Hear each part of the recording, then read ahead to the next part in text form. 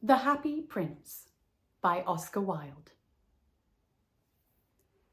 High above the city, on a tall column, stood the statue of the Happy Prince. He was gilded all over with thin leaves of fine gold. For eyes he had 2 bright sapphires, and a large red ruby glowed on his sword hilt. He was very much admired indeed. "He is as beautiful as a weathercock," remarked one of the town councillors, who wished to gain a reputation for having artistic tastes. "Only not quite so useful," he added, fearing lest people should think him unpractical, which he really was not. "Why can't you be like the Happy Prince?" asked a sensible mother of her little boy, who was crying for the moon. "The Happy Prince never dreams of crying for anything." "I am glad there is someone in the world who is quite happy," muttered a disappointed man as he gazed at the wonderful statue. "He looks just like an angel," said the charity children as they came out of the cathedral in their bright scarlet cloaks and their clean white pinafores. "How do you know?" said the mathematical master. "You have never seen one."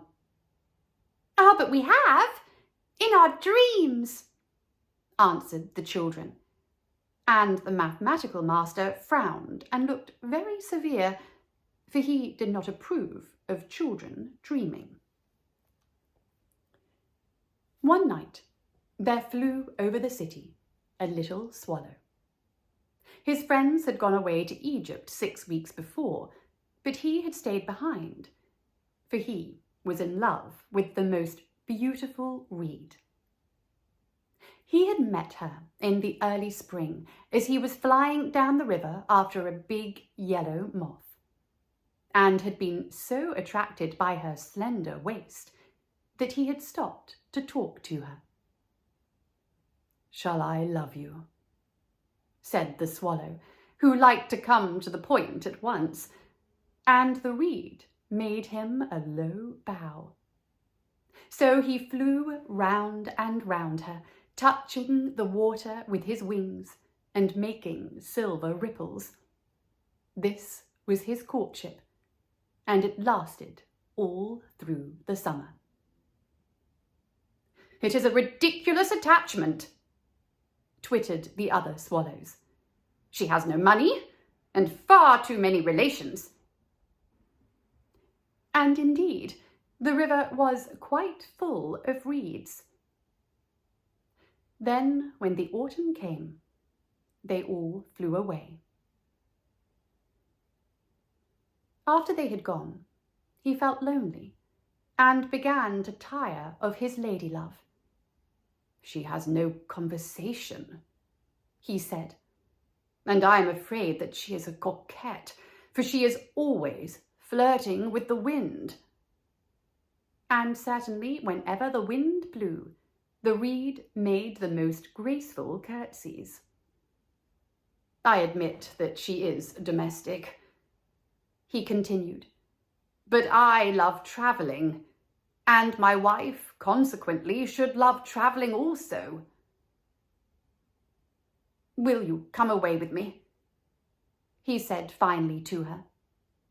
But the reed shook her head. She was so attached to her home. "You have been trifling with me," he cried. "I am off to the pyramids. Goodbye." And he flew away. All day long he flew, and at night time he arrived at the city. "Where shall I put up?" he said. "I hope the town has made preparations." Then he saw the statue on the tall column. "I will put up there," he cried. "It is a fine position, with plenty of air." So he alighted just between the feet of the Happy Prince.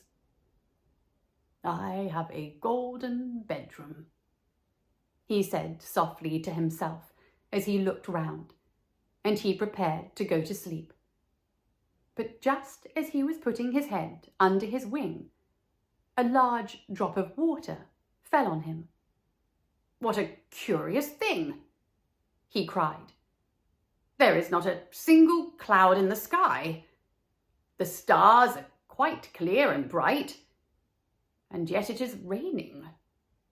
The climate in the north of Europe is really dreadful. The reed used to like the rain, but that was merely her selfishness." Then another drop fell. "What is the use of a statue if it cannot keep the rain off?" he said. "I must look for a good chimney pot." And he determined to fly away. But before he had opened his wings, a third drop fell, and he looked up and saw, what did he see? The eyes of the happy prince were filled with tears, and tears were running down his golden cheeks. His face was so beautiful in the moonlight that the little swallow was filled with pity. "Who are you?" he said. "I am the happy prince." "Why are you weeping, then?" asked the swallow. "You have quite drenched me." "When I was alive and had a human heart," answered the statue. "I did not know what tears were, for I lived in the palace of Sans Souci, where sorrow is not allowed to enter. In the daytime I played with my companions in the garden, and in the evening I led the dance in the great hall. Round the garden ran a lofty wall, but I never cared to ask what lay beyond it. Everything about me was so beautiful. My courtiers called me the happy prince, and happy indeed I was, if pleasure be happiness. So I lived, and so I died. And now that I am dead, they have set me up here so high that I can see all the ugliness and all the misery of my city. And though my heart is made of lead, yet I cannot choose but weep." "What, is he not solid gold?" said the swallow to himself. He was too polite to make any personal remarks out loud. "Far away," continued the statue in a low, musical voice, "far away, in a little street, there is a poorhouse. One of the windows is open, and through it I can see a woman seated at a table. Her face is thin and worn, and she has coarse red hands, all pricked by the needle, for she is a seamstress. She is embroidering passion flowers on a satin gown for the loveliest of the Queen's maids of honour to wear at the next court ball. In a bed in the corner of her room, her little boy is lying ill. He has a fever and is asking for oranges. His mother has nothing to give him but river water, so he is crying. Swallow, swallow, little swallow, will you not bring her the ruby out of my sword hilt? My feet are fastened to this pedestal, and I cannot move." "I am waited for in Egypt," said the swallow. "My friends are flying up and down the Nile, and talking to the large lotus flowers. Soon they will go to sleep in the tomb of the great king.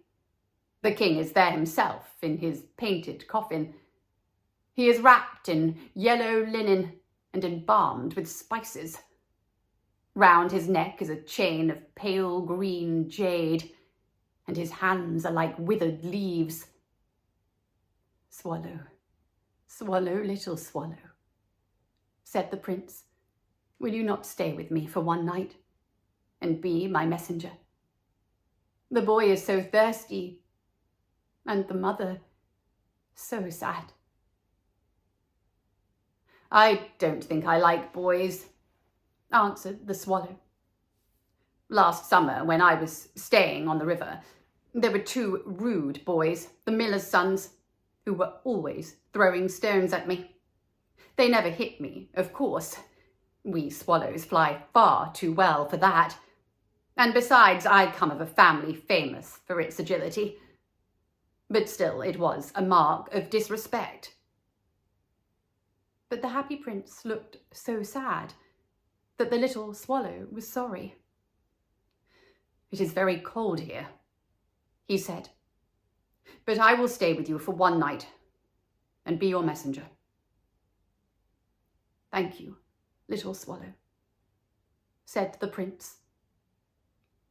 So the swallow picked out the great ruby from the prince's sword and flew away with it in his beak over the roofs of the town. He passed by the cathedral tower where the white marble angels were sculptured. He passed by the palace and heard the sound of dancing. A beautiful girl came out on the balcony with her lover. How wonderful the stars are, he said to her, and how wonderful is the power of love. I hope my dress will be ready in time for the state ball, she answered. I have ordered passion flowers to be embroidered on it, but the seamstresses are so lazy. He passed over the river and saw the lanterns hanging to the masts of the ships. He passed over the ghetto and saw the old Jews bargaining with each other and weighing out money in copper scales. At last he came to the poorhouse and looked in. The boy was tossing feverishly on his bed, and the mother had fallen asleep. She was so tired. In he hopped and laid the great ruby on the table beside the woman's thimble. Then he flew gently round the bed, fanning the boy's forehead with his wings. How cool I feel, said the boy. I must be getting better. And he sank into a delicious slumber. Then the swallow flew back to the happy prince and told him what he had done. It is curious, he remarked, but I feel quite warm now, although it is so cold. That is because you have done a good action, said the prince. And the little swallow began to think, and then he fell asleep. Thinking always made him sleepy. When day broke, he flew down to the river and had a bath. What a remarkable phenomenon, said the professor of ornithology as he was passing over the bridge. A swallow in winter. And he wrote a long letter about it to the local newspaper. Everyone quoted it. It was full of so many words that they could not understand. Tonight I go to Egypt, said the swallow, and he was in high spirits at the prospect. He visited all the public monuments and sat a long time on top of the church steeple. Wherever he went, the sparrows chirruped and said to each other, "What a distinguished stranger!" So he enjoyed himself very much. When the moon rose, he flew back to the happy prince. Have you any commissions for Egypt? He cried. I am just starting. Swallow, swallow, little swallow, said the prince. Will you not stay with me one night longer? I am waited for in Egypt, answered the swallow. Tomorrow my friends will fly up to the second cataract. The river horse couches there among the bulrushes, and on a great granite throne sits the god Memnon. All all night long he watches the stars, and when the morning star shines, he utters one cry of joy, and then he is silent. At noon, the yellow lions come down to the water's edge to drink. They have eyes like beryls, and their roar is louder than the roar of the cataract. Swallow, swallow, little swallow, said the prince. Far away across the city, I see a young man in a garret. He is leaning over a desk covered with papers, and in a tumbler by his side there is a bunch of withered violets.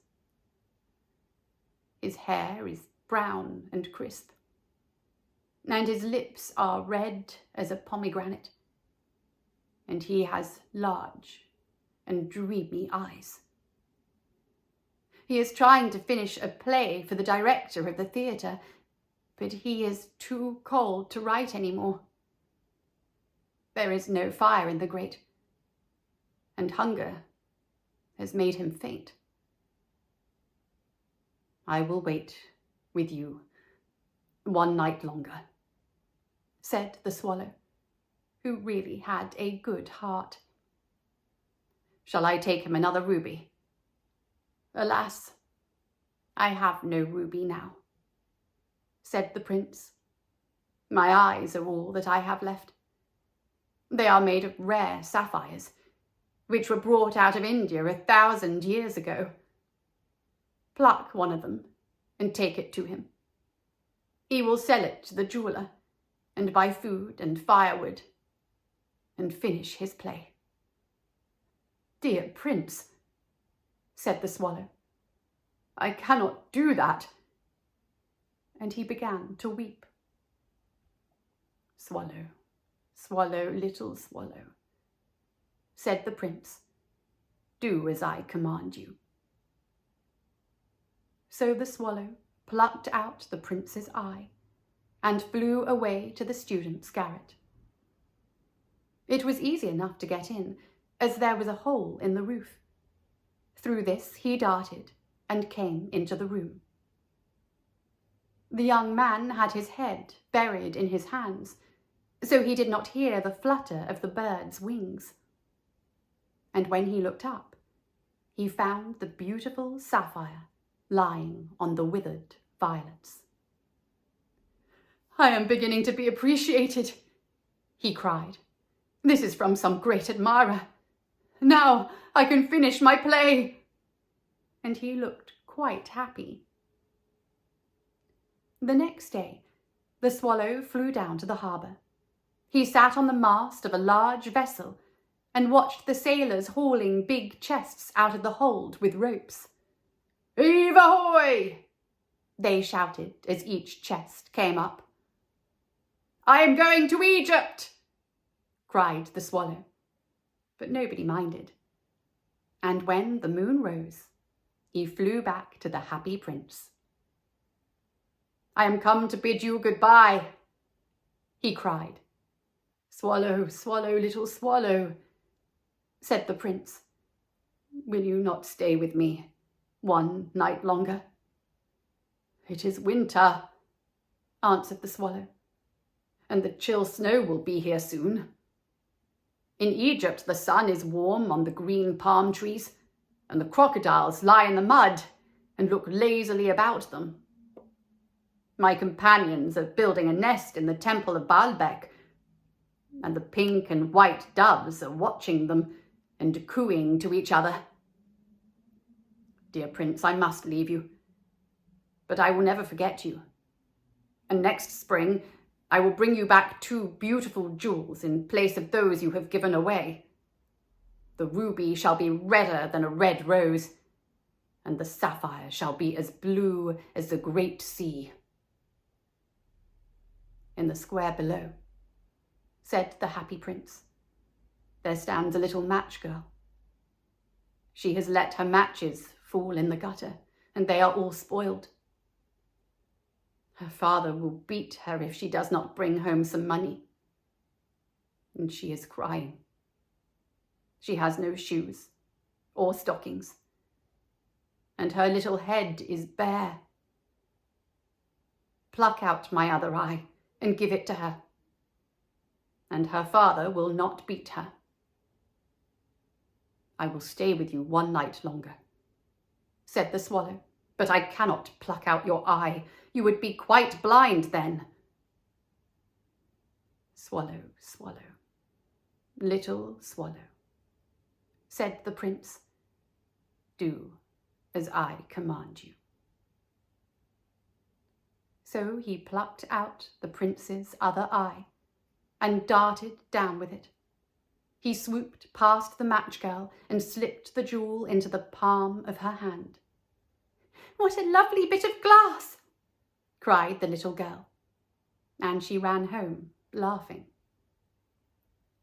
Then the swallow came back to the prince. You are blind now, he said, so I will stay with you, always.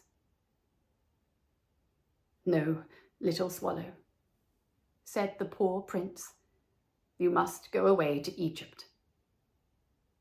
I will stay with you always, said the swallow, and he slept at the prince's feet. All the next day he sat on the prince's shoulder and told him stories of what he had seen in strange lands. He told him of the red ibises who stand in long rows on the banks of the Nile and catch goldfish in their beaks, of the Sphinx who is as old as the world itself and lives in the desert and knows everything, of the merchants who walk slowly by the side of their camels and carry amber beads in their hands, of the king of the mountains of the moon, who is as black as ebony and worships a large crystal, of the great green snake that sleeps in a palm tree and has 20 priests to feed it with honey cakes, and of the pygmies who sail over a big lake on large flat leaves and are always at war with the butterflies. Dear little swallow, said the prince, you tell me of marvellous things, but more marvellous than anything is the suffering of men and of women. There is no mystery so great as misery. Fly over my city, little swallow, and tell me what you see there. So the swallow flew over the great city and saw the rich making merry in their beautiful houses, while the beggars were sitting at the gates. He flew into dark lanes and saw the white faces of starving children looking out listlessly at the black streets. Under the archway of a bridge, 2 little boys were lying in one another's arms to try and keep themselves warm. How hungry we are, they said. You must not lie here, shouted the watchman, and they wandered out into the rain. Then he flew back and told the prince what he had seen. I am covered with fine gold, said the prince. You must take it off, leaf by leaf, and give it to my poor. The living always think that gold can make them happy. Leaf after leaf of the fine gold the swallow picked off, till the happy prince looked quite dull and grey. Leaf after leaf of fine gold he brought to the poor, and the children's faces grew rosier, and they laughed and played games in the street. We have bread now, they cried. Then the snow came, and after the snow came the frost. The streets looked as if they were made of silver. They were so bright and glistening. Long icicles like crystal daggers hung down from the eaves of the houses. Everybody went about in furs, and the little boys wore scarlet caps and skated on the ice. The poor little swallow grew colder and colder, but he would not leave his prince. He loved him too well. He picked up crumbs outside the baker's door when the baker was not looking, and tried to keep himself warm by flapping his wings. But at last, he knew that he was going to die. He had just the strength to fly up to the prince's shoulder once more. "Goodbye, dear prince," he murmured. "Will you let me kiss your hand?" "I am glad that you are going to Egypt at last, little swallow," said the prince. "You have stayed too long here, but you must kiss me on my lips, for I love you." "It is not to Egypt that I am going," said the swallow. "I am going to the house of death. Death is the brother of sleep, is he not?" And he kissed the happy prince on the lips and fell down dead at his feet. At that moment, a curious crack sounded inside the statue, as if something had broken. The fact is that the leaden heart had snapped right in two. It certainly was a dreadfully hard frost. Early the next morning, the mayor was walking in the square below, in company with the town councillors. As they passed the column, he looked up at the statue. "Dear me, how shabby the happy prince looks," he said. "How shabby indeed," cried the town councillors, who always agreed with the mayor, and they went up to look at it. "The ruby has fallen out of his sword. His eyes are gone, and he is golden no longer," said the mayor. "In fact, he is little better than a beggar." "Little better than a beggar," said the town councillors. "And here is actually a dead bird at his feet," continued the mayor. "We must really issue a proclamation that birds are not allowed to die here." And the town clerk made a note of the suggestion. So they pulled down the statue of the happy prince.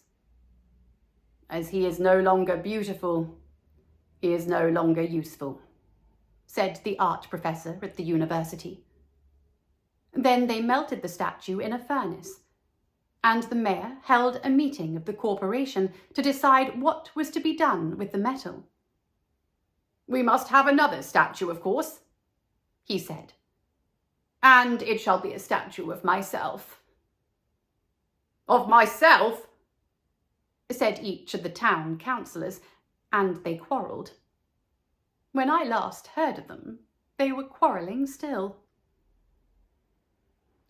"What a strange thing," said the overseer of the workmen at the foundry. "This broken lead heart will not melt in the furnace. We must throw it away." So they threw it on a dust heap, where the dead swallow was also lying. "Bring me the two most precious things in the city," said God to one of his angels, and the angel brought him the leaden heart and the dead bird. "You have rightly chosen," said God, "for in my garden of paradise this little bird shall sing forevermore, and in my city of gold the happy prince shall praise me." The end. Thanks for watching.